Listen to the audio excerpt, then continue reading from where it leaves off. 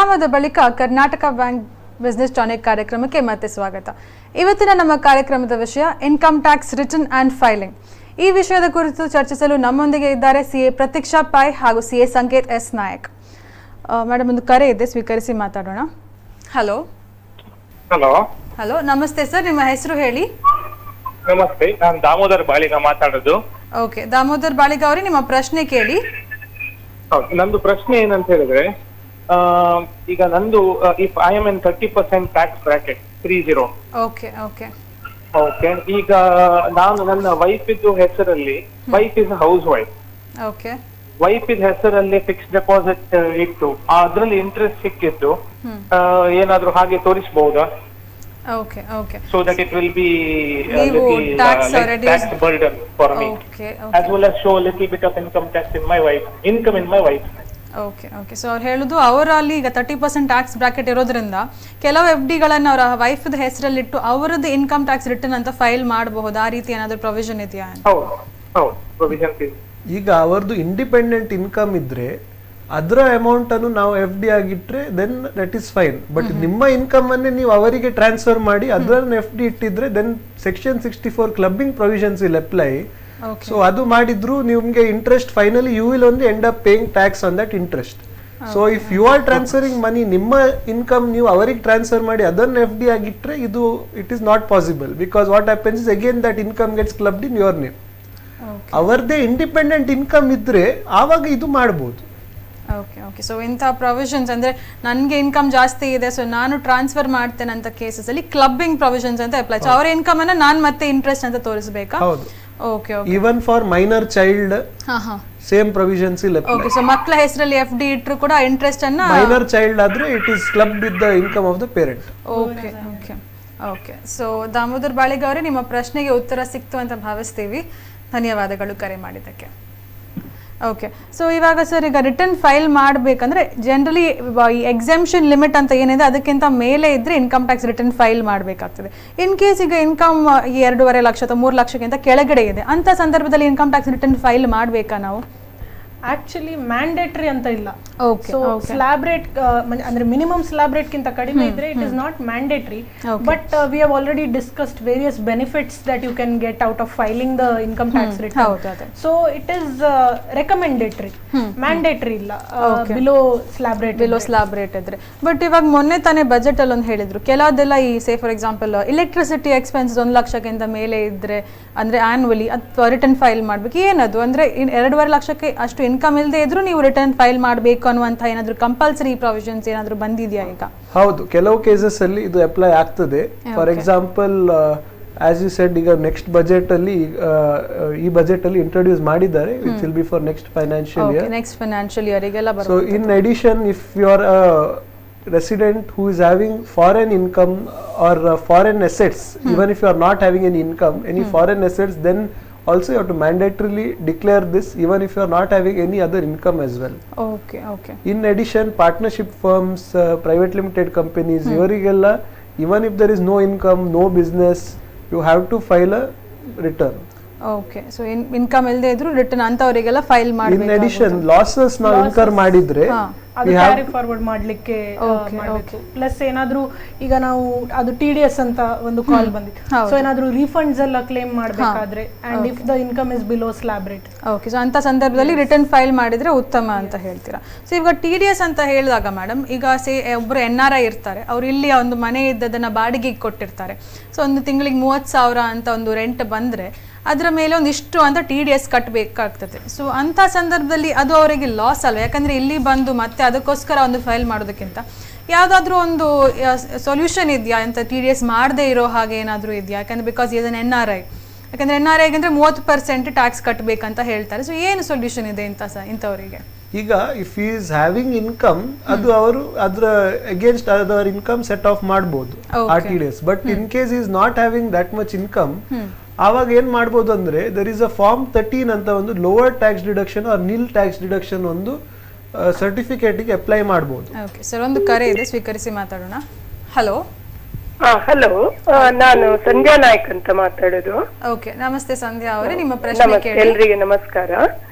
ನನ್ನ ಕ್ವಶನ್ ಏನಂದ್ರೆ, ಈಗ ಯಾರಾದ್ರೂ ಈಗ ಕೆಲಸದಿಂದ ನಿವೃತ್ತಿ ಪಡಿತಾರೆ ಅಥವಾ ಸ್ವಯಂ ನಿವೃತ್ತಿ ಪಡಿತಾರೆ, ಆಗ ಅವರಿಗೆ ಗ್ರಾಚ್ಯುಯಿಟಿ, ಪ್ರಾವಿಡೆಂಟ್ ಫಂಡ್ ಎಲ್ಲ ರಿಟೈರ್ಮೆಂಟ್ ಬೆನಿಫಿಟ್ ಸಿಗ್ತದೆ. ಅದ್ರ ಮೇಲೆ ಈ ಟ್ಯಾಕ್ಸ್, ಅದಕ್ಕೆ ಟ್ಯಾಕ್ಸ್ ಅಪ್ಲಿಕೇಬಿಲಿಟಿ ಹೇಗೆ ಅಂತ ಒಂದು ಬೇಕಿತ್ತು. Okay okay.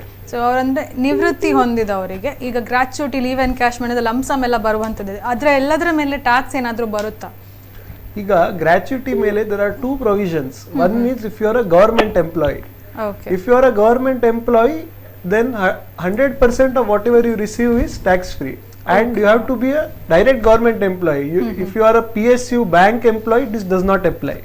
Okay, okay. You should be either an employee of central government or a state government. Now, other than that, in case of other persons in private jobs or any other jobs, ಅವರಿಗೆ there is a 20 lakh gratuity threshold limit. ಅದಕ್ಕಿಂತ ಕಮ್ಮಿ amount ಸಿಕ್ಕಿದ್ರೆ any gratuity is exempt. Okay. So ಅಂತ ಸಂದರ್ಭದಲ್ಲಿ government ಎಂಪ್ಲಾಯೀಸ್ಗೆ fully ಅದು tax free ಅಂತ ಹೇಳ್ತೀರಾ? In case ಬೇರೆ ಸೆಕ್ಟರ್ ಅಲ್ಲಿ ವರ್ಕ್ ಮಾಡ್ತಾ ಇದ್ರೆ ಅಪ್ ಟು 20 lakhs ಲಿಮಿಟ್ ಅವರಿಗೆ ಟ್ಯಾಕ್ಸ್ ಬರೋದಿಲ್ಲ. ಸೊ ಈ ಲೀವ್ ಎನ್ಕ್ಯಾಶ್ಮೆಂಟ್ ಅಂತ ಹೇಳಿದ್ರು, ಅದಕ್ಕೂ ಟ್ಯಾಕ್ಸ್ ಏನಾದರೂ ಬರುತ್ತಾ? ಅದಕ್ಕೆ there are specific provisions prescribed. There is a specific amount and as well as there is a formula which we have to follow. Okay. ಇದರಲ್ಲಿ ನಾವು ಕ್ಯಾಲ್ಕುಲೇಷನ್ ಮಾಡಿ ನೋಡಬೇಕು. there is a threshold limit. In addition to that there are some parameters which you have to examine. ಅದರ basis ಅಲ್ಲಿ there is an exemption but it is not 100% exempt. So it may be exempt but it is not definite. We have to make a calculation. Correct. Okay, okay. ಸರಿ, ಸಂಧ್ಯಾ ಅವರೇ ಪ್ರಶ್ನೆ ಕೇಳಿದ್ದಕ್ಕೆ ಧನ್ಯವಾದಗಳು. So ಅದೇ madam, ನಾವು ಮಾತಾಡ್ತಾ ಇದ್ವಿ ಈ ಇನ್ಕಮ್ ಬಿಲೋ 2,50,000 ಇದ್ರೂ ಕೂಡ ಕೆಲವರಿಗೆ ಕಂಪಲ್ಸರಿ ಆಗಿ ರಿಟರ್ನ್ ಫೈಲ್ ಮಾಡಬೇಕು ಅಂತ. ಸೊ ಯಾರೆಲ್ಲ ರಿಟರ್ನ್ ಕಂಪಲ್ಸರಿಲಿ ಫೈಲ್ ಮಾಡಬೇಕು? ಈಗ ಜನರಲಿ 2.5 lakhs ಇಲ್ಲದೆ ಇದ್ರೂ ಕೂಡ ಮೇ ಬಿ ಎಲೆಕ್ಟ್ರಿಸಿಟಿ ಬಿಲ್ಸ್ ಅಥವಾ ಈ ಫಾರಿನ್ ಟ್ರಾವೆಲ್ ಇದ್ದವರಿಗೆ ಕಂಪಲ್ಸರಿಲಿ ಆ ರಿಟರ್ನ್ಸ್ ಅನ್ನು ಫೈಲ್ ಮಾಡಬೇಕು ಅಂತ ಹೇಳಿದ್ರಿ. ಸೊ ಈಗ ಈ ರಿಟರ್ನ್ಸ್, ಈ ವರ್ಷದ ರಿಟರ್ನ್ಸ್ ನಾವು ಫೈಲ್ ಮಾಡಲಿಕ್ಕೆ ಒಂದು ಟ್ಯಾಕ್ಸ್ ಪ್ಲಾನಿಂಗ್ ಅಂತ ಮಾಡೋದಾದ್ರೆ ಯಾವ ರೀತಿ ಟ್ಯಾಕ್ಸ್ ಪ್ಲಾನ್ ಮಾಡಬೇಕು? ಸೊ ನೀವು ಹೇಳುದು ಈ ವರ್ಷಕ್ಕೆ ಅಂದ್ರೆ ಜುಲೈ ಇಯರ್ ಎಂಡಿಂಗ್ ಅಲ್ಲ, ಈ ಜುಲೈ ಒಳಗಡೆ ಈಗ ಫೈಲ್ ಮಾಡಬೇಕು. ಜುಲೈ ಒಳಗಡೆ ಟ್ಯಾಕ್ಸ್ ಪ್ಲಾನಿಂಗ್ ಏನಾದ್ರೂ ಇದೆಯಾ ರೀತಿ? ಅಂದ್ರೆ ಈಗ ಟ್ಯಾಕ್ಸ್ ಪ್ಲಾನಿಂಗ್ ಮುಂದೆ ವರ್ಷಕ್ಕೆ ಮಾಡಬಹುದು. But as far as earlier year is concerned, ನಾವು ಡಿಡಕ್ಷನ್ಸ್ ನಾವು ಆಲ್ರೆಡಿ ಯಾವ್ದಾದ್ರು ಡಿಡಕ್ಷನ್ಸ್ ನಾವು ಇನ್ಕರ್ ಮಾಡಿದ್ರೆ ಎನಿ ಎಕ್ಸ್ಪೆಂಡಿಚರ್ ಇನ್ಕರ್ ಮಾಡಿದ್ರೆ ತಗೊಳ್ಬಹುದು. ಫಾರ್ ಎಕ್ಸಾಂಪಲ್ ಸೆಕ್ಷನ್ 80C ಅಲ್ಲಿ 1.5 ಲಕ್ಷವರೆಗೆ 1.5 lakhs ವರೆಗೆ you can claim a deduction. This could be either your housing loan repayments of principal amount or life insurance. ಕರೆ ಇದೆ, ಸ್ವೀಕರಿಸಿ ಮಾತಾಡೋಣ. ಹಲೋ, ನಮಸ್ಕಾರ. ನಮಸ್ತೆ ಸರ್, ನಿಮ್ಮ ಹೆಸರು ಹೇಳಿ? ನಾನು ಜಿ ಯೋಗೀಶ್ ಪೈ ಅಂತ ಅಶೋಕ್ ನಗರದಿಂದ ಮಾತಾಡ್ತಿದ್ದೇನೆ. ಓಕೆ, ಯೋಗೀಶ್ ಪೈ ಅವರು ನಿಮ್ಮ ಪ್ರಶ್ನೆ ಕೇಳಿ. ಸರ್ ನಮಸ್ಕಾರ. ನಮಸ್ಕಾರ ಸಂಕಿತ್ ಅವರಿಗೆ, ನಮಸ್ಕಾರ ಪ್ರತೀಕ್ಷಾ ಅವರಿಗೆ ಕೂಡ. ಮೇಡಮ್, ಒಳ್ಳೆ ಟೈಮಲ್ಲಿ ನೀವು ಈ ಪ್ರೋಗ್ರಾಮ್ ಅನ್ನು ಮಾಡಿದ್ದೀರಾ. ಯಾಕಂದ್ರೆ ಈಗ ಜುಲೈ 30th ಈಗ ಲಾಸ್ಟ್ ಡೇಟ್ ಅಂತಾನೆ ಫೈಲಿಂಗಿಗೆ. ಆದ್ರಿಂದ ನಿಮ್ಗೂ ಮತ್ತೆ ನಮ್ಮ ಕುಡ್ಲ ವಾಹಿನಿಗೂ ನನಗೆ ಧನ್ಯವಾದಗಳು ನಾನು ಅರ್ಪಿಸ್ತಾ ಇದ್ದೇನೆ. ಅದೇ ರೀತಿ ನಂದೊಂದು ಪ್ರಶ್ನೆ ಇದೆ. ಏನಂತ ಹೇಳಿದ್ರೆ, ನಾನೀಗ GST ಅಪ್ಲೈ ಮಾಡಿ ನನಗೆ GST ಬಂದಿದೆ, GST ಕೂಡ ಕಟ್ತಾ ಇದ್ದೇನೆ ನಾನು. ಸೊ ನನ್ಗೆ ಈಗ ಒಂದು ಸಂದಿಗ್ಧ ಪರಿಸ್ಥಿತಿಯಲ್ಲಿ ಇದ್ದೇನೆ ನಾನು. ಯಾಕಂದ್ರೆ ನಾನು ಇಷ್ಟವರೆಗೆ ನನ್ನ ಟೋಟಲ್ ಏನು ಇನ್ಕಮ್ ಬರ್ತಾ ಇದೆಯಲ್ಲ ಅದನ್ನ ನಾನು ಲಂಸಮ್ ಅಲ್ಲಿ ಕಟ್ತಾ ಇದ್ದೆ. ಸೊ ಇವಾಗ ಅದನ್ನು ನಾನು ಬುಕ್ ಮೇಂಟೈನ್ ಮಾಡಿ ಬರಿಬೇಕಾ, ಯಾವುದು ಒಳ್ಳೆದು ಅಂತ ಹೇಳಿ ನಿಮ್ಮಿಂದ ಒಂದು ನನಗೆ ಸಲಹೆ ಬೇಕಿತ್ತು sir. Okay okay. So GST dealer ಆಗಿದ್ದಾರೆ ಅಂದ್ರೆ ಇವರು ಯೋಗೇಶ್ ಪೈ, ನಮ್ಮ ಇಂಜಿನಿಯರ್ ಆಗಿದ್ರು. ಲಾಸ್ಟ್ ಟೈಮ್ ಪ್ರಾಪರ್ಟಿ ಕಾರ್ಡ್ ಬಗ್ಗೆ ಕೂಡ ಮಾಹಿತಿ ಕೊಟ್ಟಿದ್ರು ನೀವು, ಧನ್ಯವಾದಗಳು ಅದಕ್ಕೆ. ಸೊ ಅವ್ರು ಹೇಳೋದು GST ಇದ್ದದ್ರಿಂದ ಇವಾಗ ನಾನು ಡೀಟೇಲ್ ಆಗಿ ಬುಕ್ ಮೇಂಟೈನ್ ಮಾಡಿ ಅದನ್ನ ಇನ್ಕಮ್ ಟ್ಯಾಕ್ಸ್ ರಿಟರ್ನ್ ಫೈಲ್ ಮಾಡಬೇಕಾ? ಈಗ ನೀವು ಇಂಜಿನಿಯರ್ ಆದದ್ರಿಂದ ನಿಮಗೆ 44 ADA ಅಂತ ಒಂದು ಬೆನಿಫಿಷಿಯಲ್ ಪ್ರೊವಿಷನ್ ಇದೆ. ಸೊ ಅದರಲ್ಲಿ ಹೇಗೆ ಅಂದ್ರೆ, if your total receipts are less than 50 lakhs, then you can directly declare 50% of that as your income. Idu madudadre you do not have to maintain any books under income tax. Okay. If you want to declare, yes, heli sir, ಯಾವುದು better sir? Book maintain ಮಾಡೋದು ಬೆಟರಾ ಇಲ್ಲ ಈ ರೀತಿ lump sum ಅಲ್ಲಿ ಮಾಡೋದು ಬೆಟರಾ in terms of? ಇದು ನಿಮ್ಮ income ಮೇಲೆ ಹೋಗ್ತದೆ. ಈಗ ನಿಮ್ಗೆ ಖರ್ಚು 50% ಗಿಂತ ಜಾಸ್ತಿ ಇದ್ರೆ ಆವಾಗ ನೀವು ಬುಕ್ ಮೇಂಟೈನ್ ಮಾಡಿ ಅದನ್ನು ಆಡಿಟ್ ಮಾಡೋದು ಕೂಡ ಪ್ರೊವಿಷನ್ ಇದೆ. ಈಗ ನಿಮ್ದು ಇನ್ಕಮ್ಸ್ 50% ಗಿಂತ ಜಾಸ್ತಿ ಎಕ್ಸ್ಪೆಂಡಿಚರ್ಸ್ ಇಲ್ಲ ಆದ್ರೆ then you can go under this scheme. ಆವಾಗ ನೀವು 50% ಕಟ್ಟಿದ್ರೆ then there is no questions asked tomorrow. ನೀವು ಏನು ಎಕ್ಸ್ಪೆನ್ಸ್ ಇದು ಅದರ ವಿಷಯ ಏನು ಕೇಳಲಿಕ್ಕಿಲ್ಲ. ಆದ್ರೆ ನಿಮ್ದು ಖರ್ಚು 50% ಗಿಂತ ಜಾಸ್ತಿ ಇದ್ರೆ ನೀವು ಆವಾಗ ಬುಕ್ಸ್ ಮೇಂಟೈನ್ ಮಾಡಿ ಆಡಿಟ್ ಮಾಡಬಹುದು. ಸರ್, ಬುಕ್ ಮೇಂಟೈನ್ ಮಾಡಿದ್ರೆ ಏನು ಅದರಲ್ಲಿ ಬೆನಿಫಿಟ್ಸ್ ಗಳು ಸರ್? ಅಲ್ಲ, ಲೆಸ್ ದ್ಯಾನ್ 50% ನಿಮ್ದು ಪ್ರಾಫಿಟ್ಸ್ ಇದ್ರೆ ಆವಾಗ it is mandatory. It is not a question of benefit. Okay. So then you can, if you are having an additional expenditures more than 50%, ಆವಾಗ ನೀವು ಬುಕ್ಸ್ ಮೇಂಟೈನ್ ಮಾಡಿ you can declare your actual profits, ಮತ್ತೆ ಅದರ ಮೇಲೆ tax ಕಟ್ಬಹುದು. ಇಲ್ಲಾದ್ರೆ you have to declare 50% of your receipts. Books maintain ಮಾಡಿದ್ರೆ ಎಷ್ಟು ಬರುತ್ತೆ ಸರ್ ನಮಗೆ? That is your actual income. ನೀವು what ever actual expenditures claim ಮಾಡಬಹುದು. Okay. So okay sir. Thank you for the details. Thank you. Yogish Pai ಅವರೇ, ಕರೆ ಮಾಡಿದ್ದಕ್ಕೆ ಧನ್ಯವಾದಗಳು. ಇನ್ನೊಂದು ಬೇಕಿದ್ರೆ I will add, there is also a section 44AD for businessmen. Okay.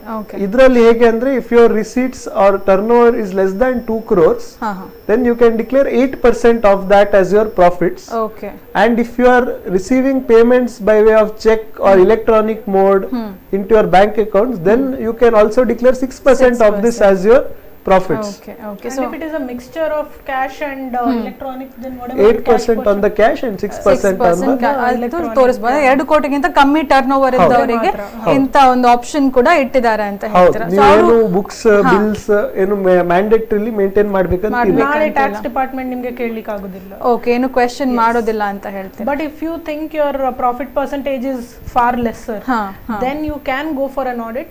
But at the same time, naale tax department can ask you various details. Okay, so ಎಲ್ಲ details maintain ಮಾಡಬೇಕಾಗುತ್ತಾ ಅಂತ ಸಂದರ್ಭದಲ್ಲಿ. ಓಕೆ ಸರ್, ಇವಾಗ addition ಒಂದು 44AE ಅಂತ transport operator ಸಿಗಿದೆ. Depending on number of vehicles which you own and whether it is heavy vehicle or light vehicle, per month you can declare amount specified by the act. So ಇಂಥ ಒಂದು provisions actually simplify ಮಾಡೋದಕ್ಕೆ ಇಂಥ provisions ಅನ್ನ ಇಟ್ಟಿದ್ದಾರೆ ಅಂತ ಹೇಳ್ತೀರಾ. Okay sir, deductions ಬಗ್ಗೆ ಮಾತಾಡ್ತಿದ್ರಿ. In case ನಾವು ಈ ಸಲಕ್ಕೆ ರಿಟರ್ನ್ ಫೈಲ್ ಮಾಡುವಾಗ ಯಾವ್ದೆಲ್ಲ ಡಿಡಕ್ಷನ್ಸ್ ನಮಗೆ ಸಿಗುತ್ತೆ ಇನ್ ಕೇಸ್? ಈಗ first of all most famous section is section 80C, which I think many of you would be knowing, but still ನಾವು ಇನ್ನೊಂದು ಎಕ್ಸ್ಪ್ಲೇನ್ ಮಾಡ್ತೇವೆ. 80C ಅಲ್ಲಿ it is an overall limit. It is not 1.5 lakhs for each type of expenditure. Okay. So it could cover tuition fees of in your school or college fees of your children. Then it can include life insurance premium. Okay. Then in case of ELSS, equity linked savings scheme, and any repayments of any housing loan, or if you have bought a new house, registration and stamp duty relating to that. Of course, there is an exhaustive section. There are other sections PPF as well. ಅದೆಲ್ಲ ತುಂಬಾ ಅದರಲ್ಲಿ Public ಬರ್ತದೆ. Overall provident limit fund 1.5 ಲಕ್ಷ and, ತನಕ. yes, correct. Tax saver FDs. Okay ಮತ್ತೆ ಬೇರೆ ಏನಾದರೂ? Then NPS ಅಂತ ನ್ಯಾಷನಲ್ ಪೆನ್ಷನ್ ಸ್ಕೀಮ್ ಅಂತ ಇದೆ. ಅದರಲ್ಲಿ up to 50,000 additional deduction is available. Okay so ಇಷ್ಟೆಲ್ಲ ರಿಡಕ್ಷನ್ಸ್ ತಗೊಂಡು ನಾವು ಇನ್ಕಮ್ ಟ್ಯಾಕ್ಸ್ ರಿಟರ್ನ್ ಫೈಲ್ ಮಾಡಬಹುದು ಅನ್ನುವಂಥದ್ದು. ಸರ್, ಈಗ ಅದಕ್ಕಿಂತ ಮುಂಚೆ ಒಂದು TDS ಆನ್ ರೆಂಟ್ ಅಂತ ಒಂದು ಕಾನ್ಸೆಪ್ಟ್ ಬಂತು. ಅಂದರೆ ಇನ್ ಕೇಸ್ ಫಾರ್ NRIs ಅವರಿಗೆ TDS ಮಾಡದೇ ಇರೋ ಹಾಗೆ ಏನಾದರೂ ಪ್ರೊವಿಷನ್ಸ್ ಇನ್ಕಮ್ ಟ್ಯಾಕ್ಸ್ ಅಲ್ಲಿ ಇದೆಯಾ ಅಂತ? ಸೊ ಈಗ NRIs ಗೆ there is a higher rate prescribed by the Income Tax Act. So the objective behind this is that since they are not deciding here, the tax on this should be paid by the other person. However, you can ಇದು credit claim ಮಾಡಬಹುದು. In case ನಿಮ್ದು income ಇಷ್ಟರಲ್ಲಿ ಬರುವುದಿಲ್ಲ, ನೀವು refund ಪ್ರತಿ ಸರ್ತಿ claim ಮಾಡಬೇಕು, ಇದು ಹ್ಯಾಸಲ್ ಅವಾಯ್ಡ್ ಮಾಡಬೇಕಂದ್ರೆ ನೀವು ಫಾರ್ಮ್ 13 ಅಂತ ಒಂದು ಫೈಲ್ ಮಾಡಬಹುದು. In this you can ask for a lower deduction or a nil deduction certificate with the income tax office. They will examine your records. Idu sari anta kandidre they will give a nil deduction certificate or a lower deduction certificate. This is applicable for each assessment year. ಒಂದೊಂದು assessment ಇಯರಿಗೆ ನೀವು income ಬರೋದಿಲ್ಲ, ನನಗೆ tax cut ಮಾಡಬೇಡಿ ಅಂತ ಒಂದು certificate ನೀವು request ಮಾಡಿದ್ರೆ details provide ಮಾಡಿ ಅದನ್ನ ಆ ಸರ್ಟಿಫಿಕೇಟ್ ಇನ್ಕಮ್ ಟ್ಯಾಕ್ಸ್ ನವರು ಕೊಡ್ತಾರೆ ಅನ್ನುವಂಥದ್ದು. ಒಂದೊಂದು ವರ್ಷಕ್ಕೆ ಅದನ್ನ ಮತ್ತೆ ಫೈಲ್ ಮಾಡ್ತಾ ಇರ್ಬೇಕಾ ನಾವು? ಓಕೆ, ಪ್ರತಿ ವರ್ಷಕ್ಕೆ ಫೈಲ್ ಮಾಡುವಂಥದ್ದು. ಓಕೆ, ಸೊ ಇವಾಗ ಸರ್ ನೀವು ಅಂದ್ರೆ ನೋಡಿದಿರಿ, ಈಗ ಪಿಯೂಷ್ ಗೋಯಲ್ ಆಗಿರಬಹುದು, ನಿಮ್ಮ ಅರುಣ್ ಜೇಟ್ಲಿ ಆಗಿರ್ಬೋದು, ನಿರ್ಮಲಾ ಸೀತಾರಾಮನ್ ಆಗಿರ್ಬೋದು, ಸೊ 3 ಜನರು ಬೇರೆ ಬೇರೆ ಫೈನಾನ್ಸ್ ಮಿನಿಸ್ಟರ್ಸ್ ಅವರವರ ಬಜೆಟ್ ಮಂಡನೆ ಮಾಡಿದ್ದಾರೆ. ಅಂತ ಸಂದರ್ಭದಲ್ಲಿ ಯಾರು ಬೆಸ್ಟ್ ಅಂತ ಹೇಳಿದ್ರೆ ಏನಾದ್ರು ನಿಮ್ಮ ಒಂದು ಒಪಿನಿಯನ್ ಏನಾದರೂ ಇದೆಯಾ ಅದರ ಬಗ್ಗೆ? ನಂದು ಬಯಾಸ್ ಇರಬಹುದು, but as a chartered accountant I will always feel Piyush Goyal himself being a CA, he was the better finance minister. Okay madam, ನೀವೇನು ಹೇಳ್ತೀರಾ? ಈಗ ವುಮೆನ್ ಆಂಟ್ರಪ್ರೆನರ್ ನೀವು ಹೇಳಿದ್ರಿ, ವುಮೆನ್ ಆಂಟ್ರಪ್ರೆನರ್ ಇದ್ದ ಕಾರಣಕ್ಕೆ ಸಹ I will think I would like to say Nirmala Sitharaman, because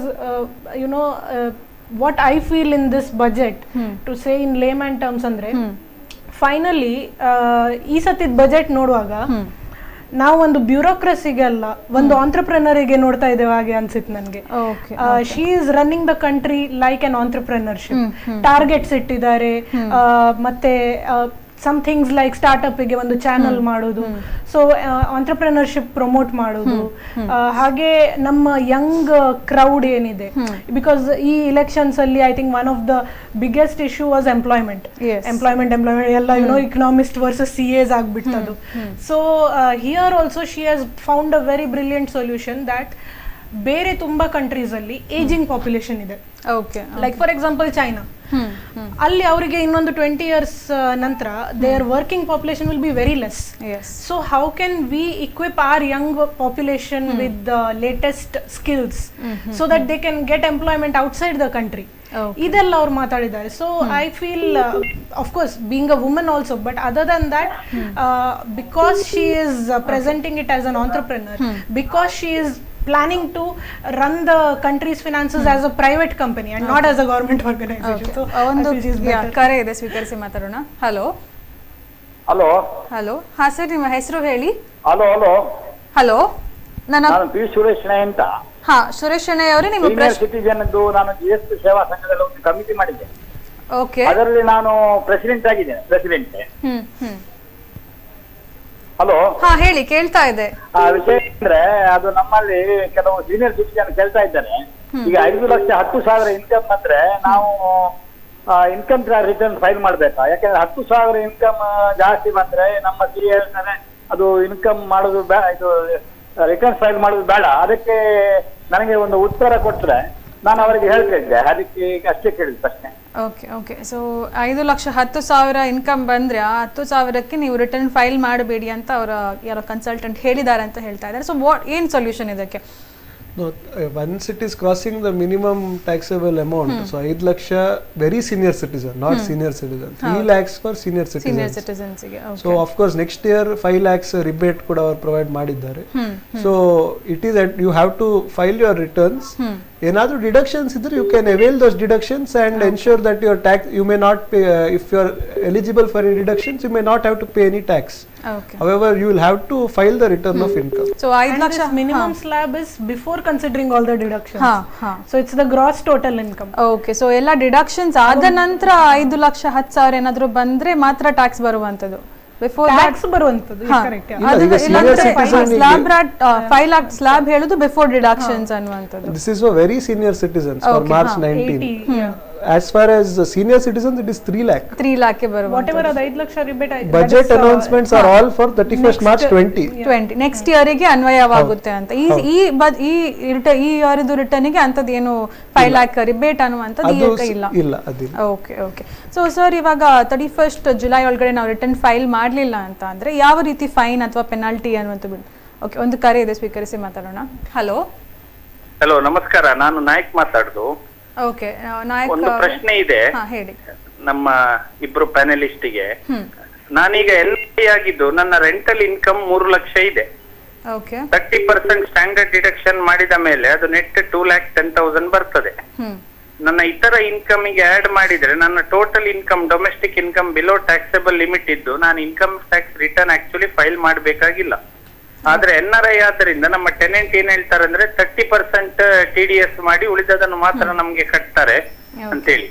ಅದಕ್ಕೆ ನಾವು ಫಾರ್ಮ್ 13 ಎಲ್ಲ ಫೈನ್ ಮಾಡಿ ರಿಫಂಡ್ ಮಾಡಿ ಕ್ಲೇಮ್ ಮಾಡ್ಬೇಕಾಗ್ತದೆ. ಆದ್ರೆ ಅದು ಕಂಬರ್ಸಮ್ ಪ್ರೊಸೀಜರ್. ಅದಾದ್ರೆ ಬೇರೆ ಏನಾದ್ರೂ ಈಸಿಯರ್ ಪ್ರೊಸೀಜರ್ ಉಂಟಾ ಅದಕ್ಕೆ ಅಂತ ಪ್ಯಾನಲಿಗೆ ಒಂದು ಪ್ರಶ್ನೆ. ಓಕೆ. ಸೊ ಇದಾಗಲೇ ನಾವು ಅದರ ಬಗ್ಗೆ ಮಾತಾಡ್ತಾ ಇದ್ವಿ. ಇಫ್ ನಾಟ್ ಫಾರ್ಮ್ 13 ಬೇರೆ ಏನಾದರೂ ಸೊಲ್ಯೂಷನ್ಸ್ ಇದೆಯಾ ಅದನ್ನ ಸುಲಭ ಮಾಡ್ಲಿಕ್ಕೆ ಅನ್ನುವಂಥದ್ದು? If there is Form 13 the absence ಅಲ್ಲಿ we can only file return of income and claim a refund. Okay. So there is always that process ನಮಗೆ ಅವೈಲೇಬಲ್ ಇದೆ. ನಾವು ರಿಟರ್ನ್ ಫೈಲ್ ಮಾಡಿ ಯಾವ್ದಾದ್ರು TDS ಇದ್ದದ್ದು ರಿಫಂಡ್ ಕ್ಲೇಮ್ ಮಾಡಬಹುದು. ಓಕೆ. ಸೊ ಅದೇ ಸುಲಭವಾದ ಮಾರ್ಗ. ಯಾಕಂದ್ರೆ 30% ಡಿಡಕ್ಟ್ ಮಾಡಿದಾಗ ಆಲ್ಮೋಸ್ಟ್ 90,000 ಅಷ್ಟು ನಮಗೆ TDS ಮಾಡಿರ್ತಾರೆ. ಹೌದು, ಅಂದ್ರೆ ಕೋಲು ಕೊಟ್ಟು ಅನ್ನೋದಕ್ಕಿಂತ ಕೋಲು ಕೊಡುವಾಗಲೇ ಏನಾದ್ರೂ ಮುಂಜಾಗ್ರತೆ ವಹಿಸಲಿಕ್ಕೆ ಪ್ರೊವಿಷನ್ ಉಂಟಾ ಅಂತ ಹೇಳಿ. ಅಂದ್ರೆ ನೀವು ರಿಟರ್ನ್ ಫೈಲ್ ಮಾಡಿ ಅದನ್ನ ರೀಫಂಡ್ ಕ್ಲೇಮ್ ಮಾಡೋದು ಒಳ್ಳೇದು. That is a very easier and simple process. ಯಾಕಂದ್ರೆ ರೀಫಂಡ್ ಕೂಡ ಇವಾಗ ಬೇಗ ಬರ್ತಾ ಇದೆ. So it is not an issue. Rather then ಈ ಫಾರ್ಮ್ 13 ಗೆ ಸ್ವಲ್ಪ is there any other easier way out rather than having to refund? Any other provision which I can take refuge and prevent the TDS? ಇಲ್ಲ, as on date there is no other provision available. Okay, ಖಾಲಿ form 13 file ಮಾಡಿನೇ ನೀವು ಅದನ್ನ no TDS to be done ಅಥವಾ nil ರೇಟಲ್ಲಿ TDS ಮಾಡಲಿಕ್ಕೆ ಕೇಳಬೇಕಾಗ್ತದೆ. ಇಲ್ಲಾಂದರೆ ಬೇರೆ ಯಾವುದೇ ರೀತಿಯಾದಂತಹ ಒಂದು ಸೊಲ್ಯೂಷನ್ ಅಥವಾ ಸದ್ಯದ ಮಟ್ಟಿಗೆ ಯಾವುದೇ ರೀತಿ ಸೊಲ್ಯೂಷನ್ಸ್ ಇಲ್ಲ ಅಂತ ಹೇಳಿದರು. ಓಕೆ, ನಾಯಕ್ ಅವರೇ ಕರೆ ಮಾಡಿದ್ದಕ್ಕೆ ಧನ್ಯವಾದಗಳು. ಸೊ ಅದೇ ಮೇಡಮ್, ನಾವು ಹೇಳ್ತಾ ಇದ್ವಿ ಫೈನ್ಸ್ ಆ್ಯಂಡ್ ಪೆನಾಲ್ಟೀಸ್ ಅಂತ ಏನಾದರೂ ಇದೆಯಾ ಅಂತ ಇದಕ್ಕೆ? ಬೇಸಿಕಲಿ ಫೈನ್ಸ್ ಲೇಟ್ ಫೀ ಬರುತ್ತೆ. If you are not filing by 31st July, then you have time till 31st March. 31st March ಆದ್ಮೇಲೆ ಹೇಗೂ ಮಾಡ್ಲಿಕ್ಕೆ ಆಗುದಿಲ್ಲ. ಬಟ್ ಜುಲೈಯಿಂದ ಮಾರ್ಚ್ ಕೆಲವು ಲೇಟ್ ಫೀಸ್ ಇದೆ. ಹೇಗೆ ಅಂದ್ರೆ ಅದರಲ್ಲಿ ಕೂಡ 2 ಕ್ಯಾಟಗರೀಸ್ ಇದೆ. One is people who have income more than 5 lakhs. ಅವರಿಗೆ ಹೇಗಾಗ್ತದಂದ್ರೆ 1st August ಇಂದ 31st December 2019 ತನಕ ಅವರು ಅದು ಫೈಲ್ ಮಾಡಿದ್ರೆ ರಿಟರ್ನ್ 5,000 ಇದು ಒಂದು ಲೇಟ್ ಫೀ ಕಟ್ಟಬೇಕು. ಈಗ 1st January ಇಂದ 31st March 2020 ವರೆಗೆ ಅವರು ಫೈಲ್ ಮಾಡ್ತಾರಾದ್ರೆ they have to pay 10,000. So ಒಂದು ಕರೆ ಇದೆ, ಸ್ವೀಕರಿಸಿ ಮಾತಾಡೋಣ. ಹಲೋ ಹಲೋ ಹಲೋ, ನಮಸ್ತೆ ಮೇಡಮ್, ನಿಮ್ಮ ಹೆಸರು ಹೇಳಿ? ನಾನು ಯೋಗಿತಾ ಕಾಮತ್ ಅಂತ ಕಾರ್ಕಳದಿಂದ ಮಾತಾಡ್ತಾ ಇದ್ದೀನಿ. ಓಕೆ, ಯೋಗಿತಾ ಕಾಮತ್ ಅವರೇ, ನಿಮ್ಮ ಪ್ರಶ್ನೆ ಕೇಳಿ. ಇದುವರೆಗೆ ಇನ್ಕಮ್ ಟ್ಯಾಕ್ಸ್ ಪೇಯರ್ ಅಲ್ಲ, ಆದ್ರೆ ನಾನು ಇನ್ ಮುಂದೆ ಒಂದು ಸ್ಮಾಲ್ ಬಿಸ್ನೆಸ್ ಮಾಡ್ಬೇಕು ಅಂತ ಇದ್ದೀನಿ. ಅದಕ್ಕೋಸ್ಕರ ಬ್ಯಾಂಕ್ ಅಲ್ಲಿ ಲೋನ್ ಕೇಳಿದಾಗ ಅವರು 3 ವರ್ಷದ IT ರಿಟರ್ನ್ಸ್ ಕೊಡಿ ಹೇಳಿದ್ರು. ಹಾಗೆ ನಾನು ಈ ವರ್ಷದಿಂದ ಟ್ಯಾಕ್ಸ್ ರಿಟರ್ನ್ ಫೈಲ್ ಮಾಡ್ಬೇಕಾ ಅಂತ ಕೇಳಲಿಕ್ಕೆ ಫೋನ್ ಮಾಡಿದ್ದೆ. ಓಕೆ ಓಕೆ, ಸೊ ಮುಂದಿನ ವರ್ಷದಲ್ಲಿ ಒಂದು ಸಣ್ಣ ಬಿಸ್ನೆಸ್ ಸ್ಟಾರ್ಟ್ ಮಾಡಬೇಕಾದ್ರೆ ಈ ವರ್ಷದಿಂದಲೇ ಒಂದು ರಿಟರ್ನ್ಸ್ ಫೈಲ್ ಮಾಡೋದು ಉತ್ತಮನಾ ಅಂತ ಕೇಳ್ತಾ ಇದ್ದಾರೆ. ಈಗ if your incomes are below the slab limit, it is not mandatory to file, but you can always file. Okay. Because as our other panelist told, business income ige legitimacy omome it may not be there like a salary income. So what happens is, even though our income may be below the slab limit, we can still file this income and but there will be no tax payable ಈ cases ಅಲ್ಲಿ. So madam, ಈ ವರ್ಷ ಏನಾದರೂ business income ಇದೆಯಾ ನಿಮಗೆ? ಇಲ್ಲ, ಈ ವರ್ಷ ಏನು ಬಿಸ್ನೆಸ್ ಇನ್ಕಮ್ ಇಲ್ಲ ಅಂತ ಹೇಳ್ತೀರಾ? ಓಕೆ, ಈ ವರ್ಷ this year thus no business income, but ಈಗ ಬ್ಯಾಂಕಿನವರು ಕೇಳ್ತಾರೆ 3 ವರ್ಷದ ರಿಟರ್ನ್ ಕೊಡಿ ಅಂತ. ಸೊ ಅಂತ ಸಂದರ್ಭದಲ್ಲಿ ಏನು ಮಾಡಬೇಕಾಗ್ತದೆ ನಾವು? ಅಲ್ಲ, ಇನ್ಕಮ್ ಇದ್ರೆ ಮಾತ್ರ ಫೈಲ್ ಮಾಡಿ. I am not going to suggest that income ಇರೋದಿದ್ರೆ ನೀವು ಸುಮ್ಮನೆ ಏನೋ ರಿಟರ್ನ್ ಫೈಲ್ ಮಾಡಿ, ಅಥವಾ ಸುಮ್ಮನೆ ಏನೋ ಜೆನ್ಯೂನ್ ಇರದೇ ಇದ್ದ ಇನ್ಕಮ್ ಏನಾದ್ರು dumb income please don't declare. Because tomorrow ಏನಾಗ್ತದೆ, ಮತ್ತೆ ಬ್ಯಾಂಕ್ ಅಲ್ಲಿ ಲೋನ್ ಕಟ್ಟಲಿಕ್ಕೆ ಮತ್ತೆ ನಿಮಗೆ ಕಷ್ಟ ಆಗ್ಬೋದು if you are not having that income. Okay, so genuine ಇದ್ದ ಇನ್ಕಮ್ ಅನ್ನ ಮಾತ್ರ ತೋರಿಸಿ ಅಂತ ಹೇಳ್ತಾರೆ. Even if it is less than the slab rate, ಅದು ರಿಟರ್ನ್ ಫೈಲ್ ಮಾಡಬಹುದು. ಓಕೆ, ಸೊ ಏನಾದ್ರು ಸಣ್ಣ ಇನ್ಕಮ್ ಇದ್ರೂ ಕೂಡ ನೀವು ಅದು ಬೇಕಾದ್ರೆ ರಿಟರ್ನ್ ಫೈಲ್ ಮಾಡಬಹುದು, ಬಟ್ ಇನ್ಕಮ್ ಇಲ್ಲದೆ ಸುಮ್ಮನೆ ಇನ್ಕಮ್ ಇದೆ ಅಂತ ತೋರಿಸಿ ಫೈಲ್ ಮಾಡೋದು ಬೇಡ ಅಂತ ಹೇಳ್ತಾ ಇದ್ದಾರೆ. ಓಕೆ ಓಕೆ, ಯೋಗಿತಾ ಅವರೇ ಧನ್ಯವಾದಗಳು ಕರೆ ಮಾಡಿದ್ದಕ್ಕೆ. ಸೊ ಇವಾಗಲೇ ಹೇಳಿದ್ವಿ ಮೇಡಮ್, ಫೈನ್ ಅಂತ ಒಂದು ಬರುತ್ತೆ ಅಂತ ಹೇಳಿದ್ರಿ. ಸೊ 1,000 ರೂಪೀಸ್ ಇರಬಹುದು. So less than 5 lakhs income ಇದ್ದವರಿಗೆ ಒಂದೇ ಪೀರಿಯಡ್ ಆಫ್ ಫ್ರೇಮ್ ಇರುವುದು. That is from 1st August to 31st March. ಅವರು 1,000 ಕಟ್ಟಿದ್ರೆ ಸಾಕು. ಸೊ ಇದು ನಾನು 1st August ಹೇಳುದು in case there is no extension. ಇಲ್ಲದ್ರೆ whatever the date of extension ಅಲ್ಲಿ ತನಕ ಲೇಟ್ ಫೀ. ಓಕೆ. ಸೊ ಇನ್ನು 5 ಲಕ್ಷಕ್ಕಿಂತ ಮೇಲೆ ಇದ್ರೆ ಅದು ಹೇಗೆ ಹೋಗುವ? 5 ಲಕ್ಷಕ್ಕಿಂತ ಮೇಲೆ ಅದೇ 5,000 and 10,000 up to 31st December 5,000, ಅದಾದ್ಮೇಲೆ 10,000. ಓಕೆ.